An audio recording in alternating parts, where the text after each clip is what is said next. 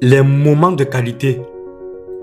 Patrick avait 43 ans quand il a rencontré Gary dans son bureau et après s'être brièvement présenté, il se pencha en avant et dit avec beaucoup d'émotion dans la voix: Monsieur Chapman, j'ai été un insensé sur toute la ligne. Je suis marié depuis 17 ans et ma femme vient de me quitter.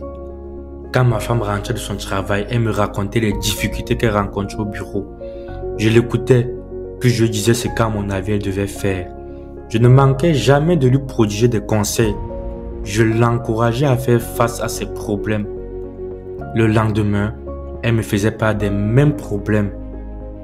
Je lui demandais si elle avait suivi mes conseils de la veille. Elle secouait la tête et disait que non. Je réitérais donc mes recommandations. Je l'assurais que c'était ainsi qu'elle devait agir. Le surlendemain, même lamentation, même interrogation pour savoir si elle s'était conformée à mes suggestions et même réponse négative. Après 3 ou 4 soirées identiques, je me suis mise en colère. Je lui ai dit qu'elle n'avait pas de compassion à attendre de ma part si elle ne tenait pas compte de mes conseils, qu'elle n'avait pas à subir un tel stress sur son lieu de travail, qu'elle avait tout pour surmonter ses difficultés. Il suffisait pour cela qu'elle agisse conformément à mes indications. Ainsi, quand elle revint les soirs suivants, écrasée par le même souci, je lui dis: je ne veux plus entendre parler. Je t'ai expliqué ce que tu devais faire. Puisque tu ne veux pas m'écouter, je ne t'écouterai pas non plus. La femme de Patrick désirait ardemment un dialogue de qualité.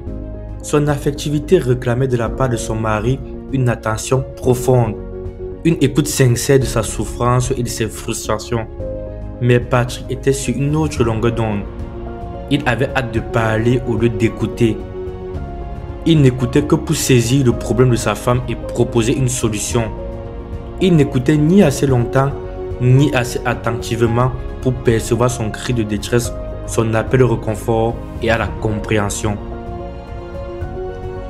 Beaucoup de personnes sont comme Patrick. Ils sont spécialisés dans l'analyse des problèmes et dans la proposition de solutions. Ils oublient que le mariage est avant tout une relation et non uniquement un projet à mener à bien ou des problèmes à résoudre. Une relation exige une écoute bienveillante dans le but de comprendre les pensées de l'autre, ses sentiments et ses désirs.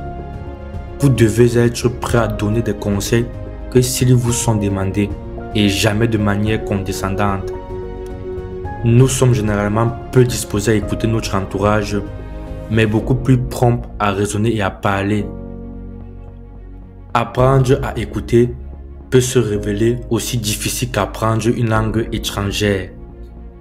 Si le dialecte affectif le mieux compris de votre partenaire est le dialogue de qualité, vous ne pouvez vous dispenser de l'apprendre pour le bien de votre foyer. Les moments de qualité consistent donc à accorder à l'autre une attention totale et sans partage. Ce n'est pas s'asseoir à côté de lui pour regarder la télé, car dans ce cas, c'est le programme télé qui capte votre attention, pas le conjoint. Restez assis sur le divan, pourquoi pas, mais la télé éteinte pour pouvoir vous regarder et vous parler en s'accordant mutuellement une profonde attention.